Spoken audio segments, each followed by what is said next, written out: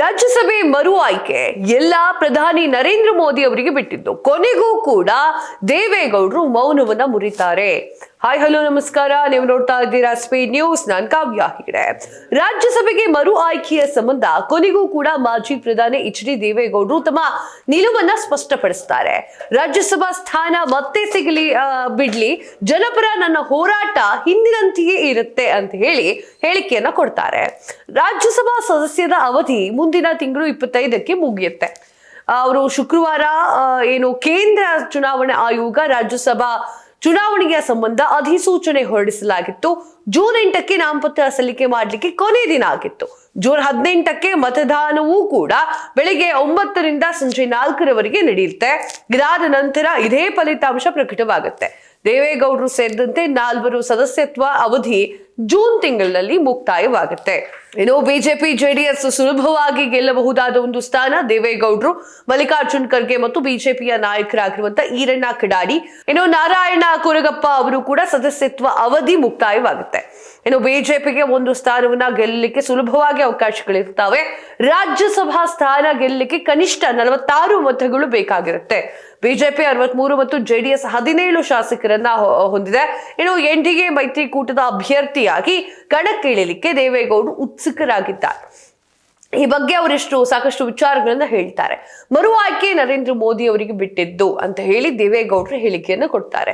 ನಾನೊಬ್ಬ ಸಾಮಾನ್ಯ ರೈತ ಕುಟುಂಬದಿಂದ ಬಂದವನು. ಪ್ರಧಾನ ಮಂತ್ರಿ ಹುದ್ದೆವರೆಗೆ ಏರಿದ್ದೇನೆ. ನನ್ನ ರಾಜ್ಯಸಭಾ ಸದಸ್ಯತ್ವದ ಅವಧಿ ಜೂನ್ 25ಕ್ಕೆ ಮುಕ್ತಾಯ ಆಗುತ್ತೆ. ನನ್ನನ್ನ ಮರು ಆಯ್ಕೆ ಮಾಡುವುದು ಬಿಡುವುದು ಪ್ರಧಾನಿ ನರೇಂದ್ರ ಮೋದಿ ಅವರ ವಿವೇಚನೆಗೆ ಬಿಟ್ಟಿದ್ದು ಅಂತ ಹೇಳಿ ದೇವೇಗೌಡರು ಹೇಳಿಕೆಯನ್ನ ನೀಡ್ತಾರೆ. ಬಿಜೆಪಿ ಬೆಂಬಲವಿದ್ರೆ ಮಾತ್ರ ಜೆಡಿಎಸ್ ಅಭ್ಯರ್ಥಿ ಗೆಲ್ಲಲಿಕ್ಕೆ ಸಾಧ್ಯ. ಯಾಕಂದ್ರೆ ಗೆಲ್ಲಲಿಕ್ಕೆ ಬೇಕಾಗಿರುವಂತಹ ಕನಿಷ್ಠ ನಂಬರ್ ಅವರ ಬಳಿ ಇಲ್ಲ. ನನ್ನ ಜನರ ಹೋರಾಟ ಮುಂದುವರಿಯಲಿದೆ. ಹೌದು, ನನ್ನ ಮರು ಆಯ್ಕೆಯ ಬಗ್ಗೆ ಪ್ರಧಾನಿ ನರೇಂದ್ರ ಮೋದಿ ಅವರು ನಿರ್ಧಾರ ಮಾಡ್ತಾರೆ. ಅವರ ನಿರ್ಧಾರ ಏನೇ ಮಾಡಿದ್ರು ಕೂಡ ನನ್ನ ಜನಪರ ಹೋರಾಟ ಮುಂದುವರಿಯುತ್ತದೆ.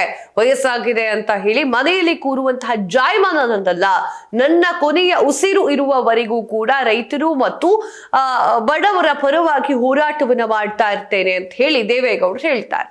ಗೌಡರ ಹಿರಿತನಕ್ಕೆ ಬೆಲೆ ಸಿಗಲಿದೆ ಅಂತ ಹೇಳಿ ಮರು ಆಯ್ಕೆ ಆಗ್ತಾರೆ ಎನ್ನುವಂತಹ ವಿಶ್ವಾಸ ನಿಖಿಲ್ ಕುಮಾರಸ್ವಾಮಿ ಅವರು ಕೂಡ ವ್ಯಕ್ತಪಡಿಸುತ್ತಾರೆ.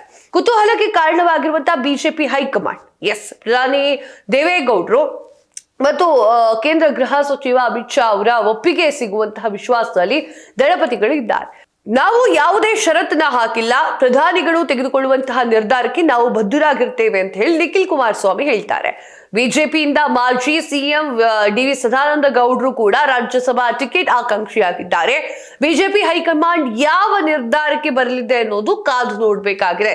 ರಾಜ್ಯಸಭೆಗೆ ಕರೆದುಕೊಳ್ತಾರ ಅಥವಾ ಈ ಒಂದು ಅವಧಿ ಕೊನೆಯಾಗುತ್ತಾ ಅನ್ನೋದು ಕಾದು ನೋಡ್ಬೇಕಾಗಿದೆ. ಗೊತ್ತಿಲ್ಲ ಮುಂದೆ ದೇವೇಗೌಡರು ಯಾವ ಹೆಜ್ಜೆಯನ್ನ ಇಡ್ತಾರೆ, ನರೇಂದ್ರ ಮೋದಿ ಅವರು ಕೈ ಬಿಡ್ತಾರಾ ಜೆಡಿಎಸ್ ಅನ್ನ ಅನ್ನೋದನ್ನ ಕಾದು ನೋಡ್ಬೇಕು.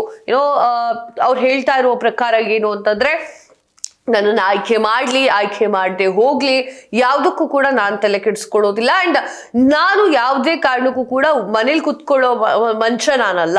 ನಾನು ಜನರ ಪರವಾಗಿಯೇ ನಿಲ್ತೀನಿ ಅಂತ ಹೇಳಿ ದೇವೇಗೌಡರು ಹೇಳ್ಕೊಂಡಿರುವಂಥದ್ದು. ನಿಮ್ಗೆ ಏನ್ ಅನ್ಸುತ್ತೆ ಕಮೆಂಟ್ ಮಾಡಿ ತಿಳಿಸಿ. ಇದಾಗಿತ್ತು ಹೊತ್ತಿನ ವಿಶೇಷ. ಮತ್ತಷ್ಟು ಸುದ್ದಿಗಳಿಗಾಗಿ ನೋಡ್ತಾ ಇರಿ ಸ್ಪೀಡ್ ನ್ಯೂಸ್. ಸುದ್ದಿ ನಿಮ್ಮದು, ವೇಗ ನಮ್ಮದು.